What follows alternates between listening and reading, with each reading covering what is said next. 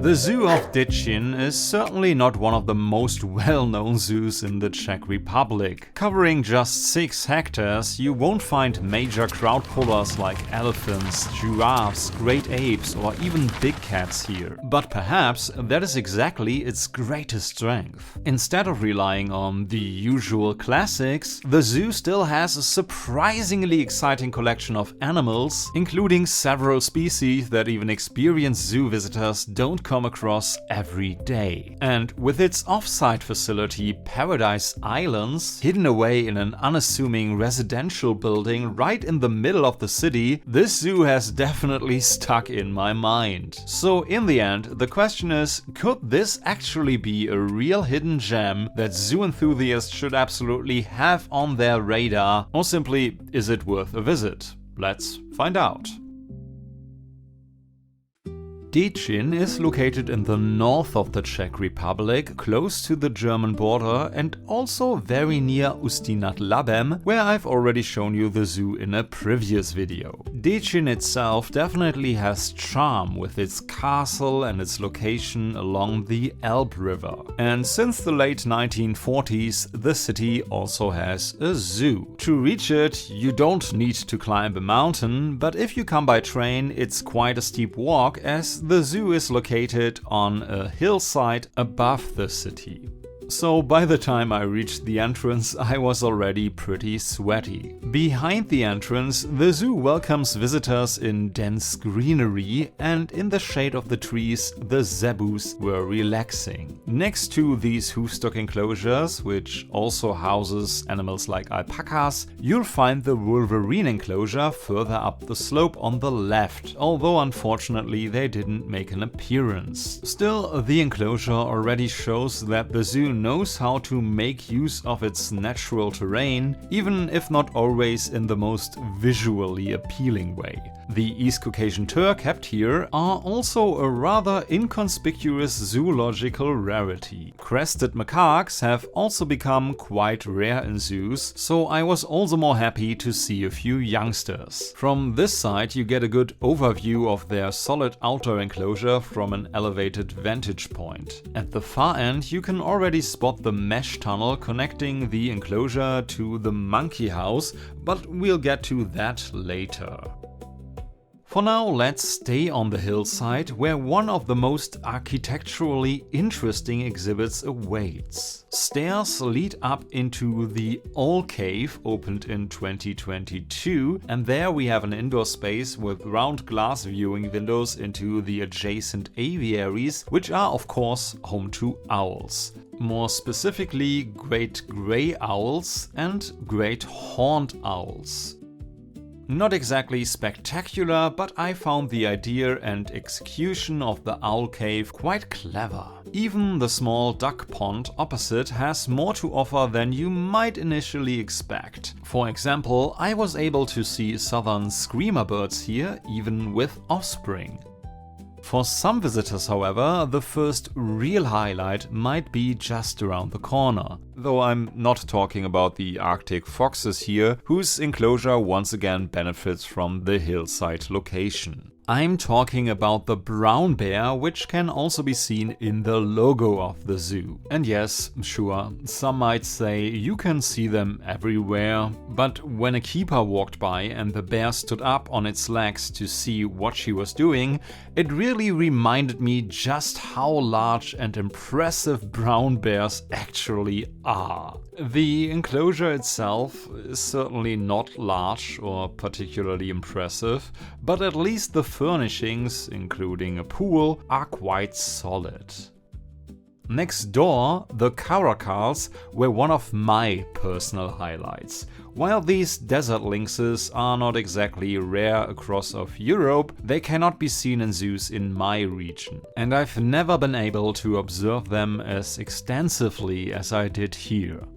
Their mesh-covered enclosure was completed in 2023, and I have to say, for such a new exhibit, I found it a bit disappointing. Once again, mainly due to its limited size. And if even newer enclosures are only partially convincing, how good can the older ones be? Well, yeah, for the most part, they are at best okay. Often, as with the Decin Wartipix enclosure, it's mainly the limited space that I find lacking. But for the lowland tapirs across the path, for example, it's also the monotonous substrate, but above all the small and outdated indoor enclosure. The thing is, tapirs come from tropical regions and may have to spend extended periods indoors during colder weather. So even though the tapirs are probably one of the absolute highlight species in this zoo, if a larger modern building is not financially feasible in the future, it might be worth reconsidering keeping them all together. Next to the bear enclosure, you'll also find the zoo school and administration, as well as the kiosk. And in the background you could also already spot the birdhouse. While somewhat cramped, I actually quite liked its overall layout. It houses free-flying and ground-dwelling birds such as crested partridge, crested pigeons, and I believe also right-rumped llamas. In separate enclosures, there are also other species like crowned pigeons, blue and yellow macaques, barley miners, superb starlings, von der Deckens hornbills, and violet turacos. I did not get to see the rarely kept kingbirds of paradise, but I've seen them at Stuttgart, so I can show you that footage instead. And at least in Decin I got to see the golden-winged magnificent birds of paradise, which, by the way, according to Zootierliste, can be found in 3 institutions worldwide. So yeah, for such a small birdhouse, that's an incredibly strong collection, and thanks to the outdoor aviaries, the housing conditions are quite solid as well. Let's continue along the path where the next surprising animal is already waiting. Or would you have expected to find a fishing cat in this zoo? Their enclosure is at least solid, even though the water feature wasn't running during my visit. We then pass several aviaries housing various pheasants. This one appears to be specifically a breeding aviary for demoiselle cranes, while the red-crowned cranes, on the other hand, were kept in a larger, open-topped enclosure, which they share with the highly endangered Decin spotted deer.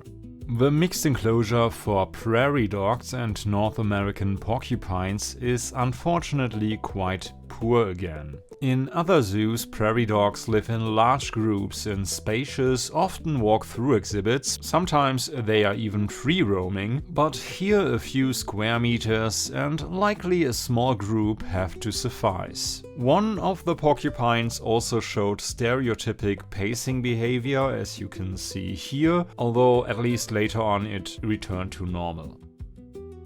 Things are noticeably better for the largest rodents in the world, kept on a spacious hillside enclosure. The capybaras live here on their own, even though a potential cohabitant, the giant anteater, lives right next door. In theory, they could all be kept together with tapirs, rheas and vicuñas in one large mixed exhibit. But don't worry, what you're seeing here is only the holding area near the barn. The main enclosure for the anteaters is much larger. Still, I really wonder why the 2 enclosures haven't been combined. Especially since older zoo maps suggest that this was indeed the case in the past, with giant anteaters and capybaras being kept together in this very enclosure. However, anteaters can have some challenging temperaments, so maybe there's a reason they are not kept together after all. This path now loops back towards the zoo administration, where in the shade of the building there is also an enclosure for banded mangooses. But we now move on from the porcupine and prairie dog enclosure deeper into the hillside forest. Here there are numerous additional aviaries where you can find more owl species, for example from Ural owls, little owls, long-eared owls to barn owls. Quite a variety can be observed. There are also other birds of prey such as saker falcons and common buzzards. In addition, there are solid enclosures for Eurasian lynx and European wildcats, and even a European badger could theoretically be seen, although during my visit even its burrow was empty. I also didn't get to see the Eurasian otters in their enclosure, but at least I was able to film a wolf, even if it understandably took things easy on this warm summer day. This wolf enclosure in particular benefits strongly from the hillside location, which overall provides a wonderful setting for largely native wildlife. Here, the landscape itself takes the leading role, creating a remarkably natural backdrop to the benefit of both animals and visitors with very little additional effort. One of my personal highlights is the wild boar enclosure, which you can cross via a wooden walkway. It's not necessarily the best viewing angle from above, but it definitely leaves an impression. There are also outdoor terrariums here, which I always enjoy seeing, even though I already expect that I normally don't spot much, and that was once again the case here. But that's alright, because this upper part of the zoo really has a lot to offer. The path then leads downhill, partly via steep sections that are not accessible for wheelchair users or with strollers. We pass well-designed but rather unspectacular hoofstock enclosures, where you can see mouflons. Further down there are Siberian ibexes and macaques, as well as vicuñas, which share their enclosure with rheas. Again, all of these enclosures benefit enormously from the natural hillside terrain. The same applies to the Mishmi tarkins, which, for me at least, are probably the most exciting hoofstock species in the entire park. Eventually, we return to the central area of the zoo, where a row of older cage-style enclosures is located. Here you will find snowy owls, but also some genuine rarities. Desmarest sotiers are something you don't see every day, and the macaque is also a rare sight. Only 26 zoos across all of Europe have them. Therefore, I was very happy to be able to observe and film it for a longer time, even though the enclosure leaves a lot to be desired. Yes, at least the vertical space is fully used here, but a modern exhibit would of course look very different. At the end of the path leading back towards the bears and the administration building, there are also scarlet macaques, golden-headed lion tamarins and golden-handed tamarins. Opposite them are red-necked wallabies, whose enclosure also includes a small, rather modest budgerigar aviary. Much more appealing is the large aviary opposite the cages of the macaque and others. Here you can see black storks and black-crowned night herons, which even still had some nestlings.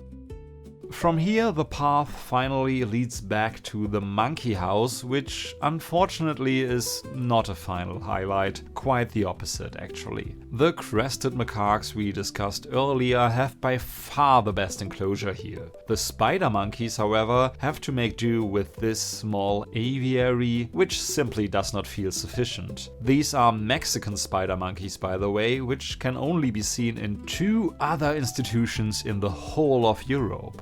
Even worse is the situation for the red-ruffed lemurs. Not only do they have even less space, at least when I visited they also had to live on tiled floor. At least the spider monkeys had some substrate. It would be really great to add other outdoor enclosures like the one for the crested macaques. Otherwise, these enclosures would only be suitable for significantly smaller species. As it stands, this is unfortunately one of, if not the lowest points of the zoo, which otherwise generally offers at least solid conditions for its animals. And so I didn't leave with the best feeling as I passed the smaller petting zoo, the large adventure playground and the amphitheater on my way to the exit. But remember, we are still not done yet. Have you forgotten? Right in the city, inside an unassuming building, there is still the Paradise Island exhibition included in the admission,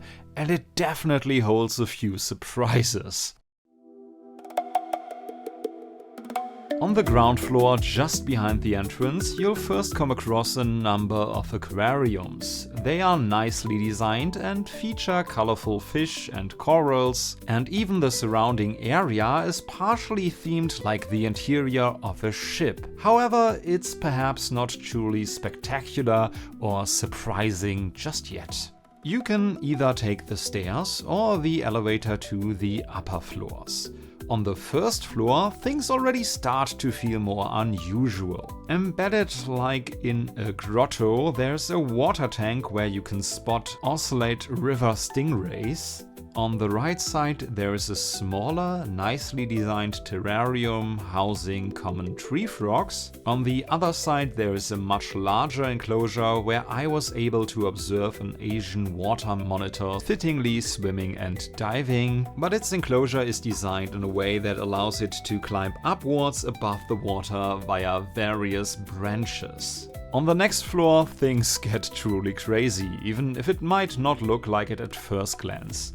The open enclosure on the right side alone is incredibly cool. There are not only these tortoises, but also green water dragons here. More traditionally, behind glass, you can also see a frilled lizard.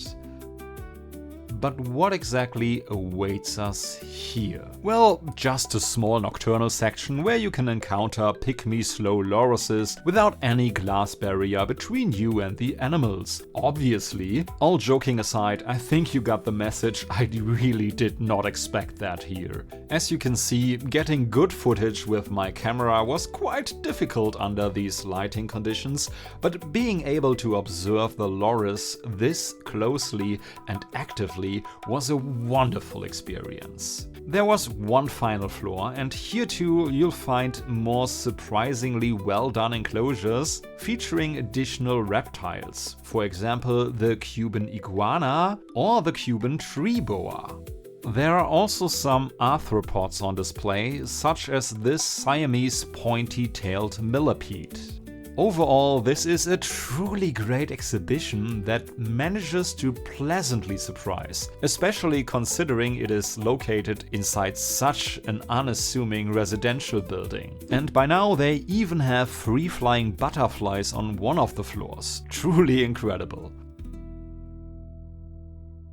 However, I can't quite be as enthusiastic about Děčín Zoo itself. Despite the absence of large animals and typical flagship species, or perhaps precisely because of that, the animal collection here is very appealing. Other zoos could certainly learn from this. If you can't or don't want to keep big cats, there are plenty of fascinating small cat species that are often much rarer to see than lions or tigers. The zoo's greatest strength, however, is probably its natural park setting. It creates a beautiful atmosphere, even though parts of the zoo are clearly showing their age. Unfortunately, very few of the enclosures could be described as even remotely modern, and though in most cases that doesn't mean the animal husbandry is disastrous, it's certainly far from optimal. The most urgent improvements are likely needed in the primate section, but there are also various other areas throughout the zoo that would benefit from more or less significant upgrades. And even beyond enclosure quality, I also believe that a comprehensive modernization, such as improved signage and designs, could make a huge difference here. Just take a look at the zoo map, for example. It serves its purpose, but does it look appealing, inviting, and modern? No. It's symbolic of a zoo that could really use a fresh coat of paint. And I would very much hope that the necessary financial resources become available, because with them, this park and its animal collection could turn into a true hidden gem that I could fully recommend. As things stand right now, I would still consider the zoo worth visiting, but only if you are already in the area. And even then, there are some alternatives nearby, such as the zoo in Labe, which is not only significantly larger, but has also more noticeably begun moving towards modernization. There are concrete plans and ongoing developments there, whereas here in Decin, not so much. Presumably because the zoo, being run by the city, does not receive sufficient funding for this. So it will be interesting to see how the zoo will develop over the coming years. If you want to see how this channel develops, make sure to subscribe. Also because more zoo reviews from the region are coming soon, including Dresden Zoo as well as Liberec Zoo, which, as the oldest zoo in the Czech Republic, unfortunately faces even greater challenges. But more of that another time. For now, feel free to leave a like if you enjoyed the video, share your thoughts on the zoo in the comments, and I guess be aware that I'll be soon traveling again through the Czech Republic and Poland, visiting some of your favorite zoos there. You will see which ones soon enough. Until then, take care, see you soon, goodbye und auf Wiedersehen. Yours truly, Martin.